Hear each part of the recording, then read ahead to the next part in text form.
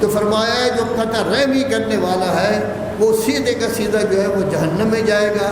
سب سے بڑا گناہ وہ گویا کہ کیا ہے؟ گناہ کرنا۔ یہ ایک بہت بڑی بیماری ہے، اس کا سب سے بہترین علاج استغفار ہے۔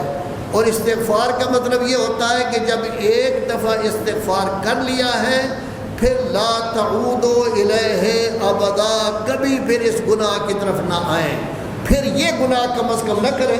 اور کوئی ہو جائے تو پھر اس سے گویا کہ کیا کر لینا؟ استغفار کر لینا۔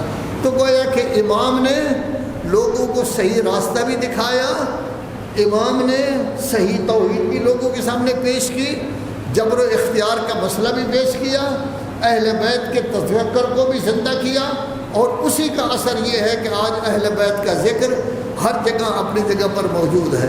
دیکھیے نا آج کل ہمارے ملک میں جب بھی آپ کوئی اخبار دیکھیں یا کوئی چیز دیکھیں صرف دو چیزوں کا تذکرہ ہے، ایک 9 مئی کا تذکرہ ہے کہ 9 مئی کو یہ ہوا وہ ہوا، حتیٰ کہ جناح ہاؤس جو قائد اعظم کا مقام تھا وہ انہوں نے دے دیا تھا، حکومت کو دے دیا تھا، اس کو بھی جلا دیا گیا، شہداء کے مجسموں کو گرایا گیا وغیرہ وغیرہ، ان کا ذکر کرتے ہیں۔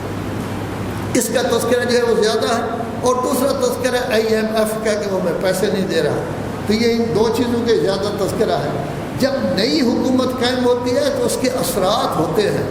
اس زمانے میں بھی جو نئی حکومت قائم ہوئی تھی اس کا اثر 61 کو ظاہر ہوا تھا، 11 کو حکومت قائم ہوئی اور 50 سال بعد 61 کو نتیجہ اس کا ظاہر ہوا، اور نتیجہ کتنا بھیانک تھا، کتنا سخت نتیجہ تھا کہ پہلے آگ اور لکڑیاں لے کر گئے تھے وہاں، تو اہل بیت کے گھروں کو جلا دیا گیا، اہل بیت کو شہید کر دیا گیا، حضرت امام کو شہید کر دیا گیا، چادریں چھین لی گئی، کربلا لے گئے، کوفہ لے گئے، شام۔ یعنی مسلمان ایسی بھولی قوم ہے کہ بانی پاکستان محمد علی جناح کے گھر کا اتنا تقدس ہے کہ جو گھر ان کا اپنا تھا جس میں لاہور میں وہ رہائش اختیار کرتے تھے اور انہوں نے حکومت وقت کو دے دیا تھا، اب اگر کوئی اس گھر کی توہین کرتا ہے، اس کو جلانے کی کوشش کرتا ہے، اس میں سامان کو جلانے کی کوشش کرتا ہے تو وہ گردن زدنی ہے۔ لیکن اگر رسول اللہ کا گھر کو جلانے آ جائے، ان کی بیٹی کا گھر جلانے آ جائے یا کچھ کرنے آ جائے، اس میں خاموش ہے، کوئی بات نہیں کریں گے، اس میں بالکل کوئی کہ خاموش ہے۔ صحابہ کرام کے خلاف جو بات کرتا ہے وہ گردن زدنی ہے۔ لیکن اگر کوئی آدمی، ایک صحابی چلو نور کا حصہ نہ سمجھیں، بھائی نہ سمجھیں، ایک صحابی جو 10 سال سے نہیں بلکہ بچپنے سے لے کر رسول اللہ کے ساتھ رہ رہے ہیں، وہ لوگ تو صحابی کہتے ہیں۔ علی ابن ابی طالب کو اگر کوئی 70 سال ان کو گالی بھی دے ممبر پر تب بھی اس کی تعریف کرتے ہیں، اس کے ساتھ اگر کوئی جنگ کرے تب بھی اس کی تعریف کرتے ہیں، وہ کسی اور جنگ کی طرف نہ جائیں۔ امیر شام نے جو جنگ کی ہے، جب یہ سلیبس آپ کا پڑھ رہا تھا تو ڈائریکٹر صاحب ضد تھے کہ امیر شام بھی صحابی ہے۔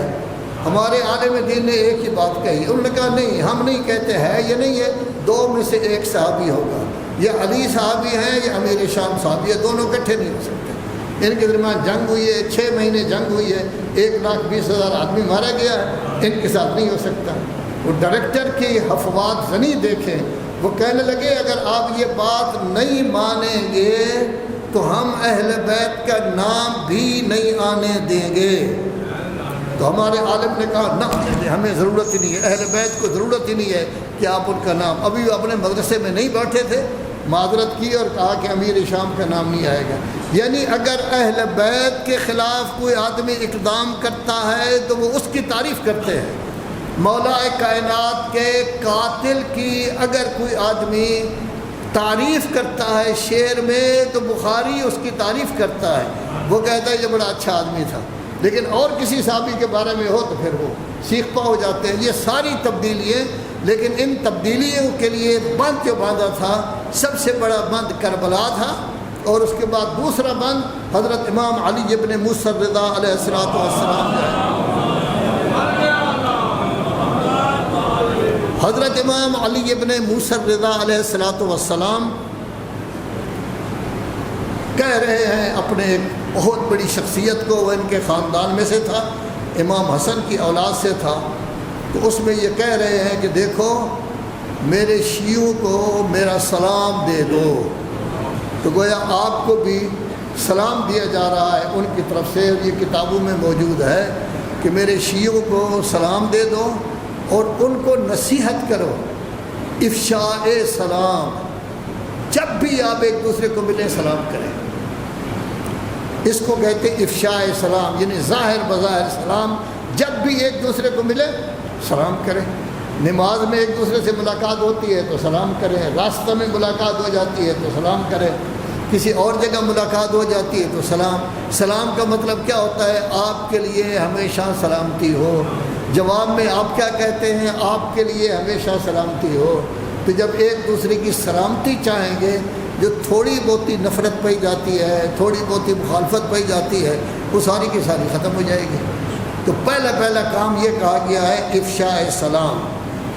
دوسرا کام جو حکم دیا گیا ہے، پہلا کام میرا سلام پہنچا دیں، دوسرا کہا گیا ہے کہ ان کو یہ کہیں کہ ہمیشہ ایک دوسرے کو سلام کریں، تیسرا کام کہا گیا ہے مرہم بصدق الحدیث، میرے شیعوں کو یہ کہہ دو، حکم دے دو میری طرف سے کہ ہمیشہ سچی بات کیا کریں، ہمیشہ سچ بولیں، کبھی جھوٹ نہ بولیں۔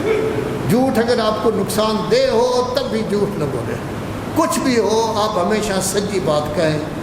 چوتھا میرے شیعوں کو کہہ دو امانت میں کبھی خیانت نہ کریں، کسی کی امانت ہو تو فوراً واپس کر دیں۔ حضرت امام زین العابدین علیہ الصلوۃ والسلام ارشاد فرماتے ہیں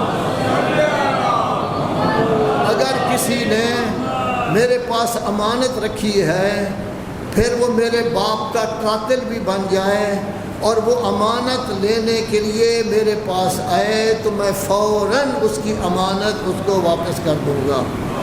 تو گویا سلام کو بھی پھیلائیں، سچی بات کہیں، اور پھر ادائے امانت ضرور ادا کریں۔ پانچواں حکم دیا جا رہا ہے کہ میرے شیعوں کو کہو کہ زیادہ تر سکوت اختیار کرو۔ دیکھو نا، جس وقت بات ہو رہی ہوتی ہے کبھی سیاست کی، ہر آدمی بولتا ہے اور اس میں اس کو کسی چیز کا پتہ نہیں ہوتا، صرف جو بات اس نے سنی ہے فوراً بول دیتا ہے، بعد میں پتہ چلتا ہے کہ یہ تو جھوٹی بات تھی۔ کوئی کام بھی ہو، یہ ایجنسی نے کیا ہوگا، فلاں کام ہو انہوں نے کیا ہوگا، آپ کو کہیں سے وہی آ گئی ہے، پتہ چل گیا ہے کس نے کیا ہے کس نے نہیں کیا۔ اس کا حل یہ ہے کہ جس بات کا پتہ نہیں وہاں خاموش رہیں، بولے ہی نہیں، ذکر ہی نہ کریں۔ بلکہ اگر کسی کی غیبت ہو رہی ہے، اگر آپ مومن ہیں واقعاً اور امام کو مانتے ہیں، غیبت کو روک نہیں سکتے، وہاں سے اٹھ کر چلے جائیں، لیکن بیٹھے نہ رہیں۔ اگر بیٹھے رہیں گے تو جتنا گناہ غیبت کرنے والوں کو ہوگا، اتنا جو اس کے دوست احباب بیٹھے ہوئے ہیں گپ شپ کر رہے ہیں ان کو بھی وہی گناہ ہوگا۔ چھٹی چیز یہ بیان کی گئی ہے، جس چیز کے ساتھ آپ کا مطلب ہی نہیں اس میں بحث میں کیوں حصہ لیتے ہیں؟ آپ مثلاً سیاست دان نہیں ہیں تو سیاست دانوں کے معاملہ میں بحث میں کیوں حصہ لیتے ہیں، کون کیسا ہے کون نہیں؟ اپنے کام سے کام رکھو، خام خواہ جو کام آپ کا نہیں ہے اس میں کیوں حصہ لیتے ہو؟